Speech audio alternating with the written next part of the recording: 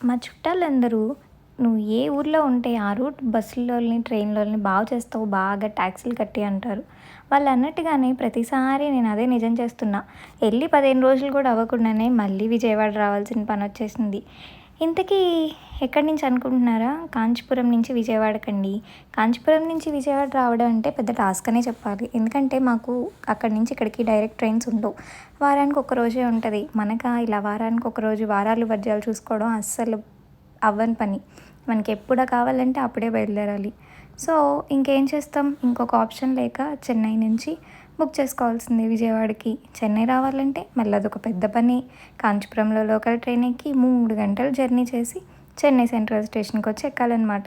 చెన్నై సెంట్రల్‌లో ఇట్లా foot over బ్రిడ్జ్‌లో ఎక్కి దిగటాలు ఉండవు కాబట్టి ప్రశాంతంగా ఎళ్ళొచ్చు. ఎంత లగేజ్ అయినా తీసుకెళ్ళొచ్చు. ఫైనల్లీ విజయవాడ వచ్చేసా. Meet my daddy. బాయ్.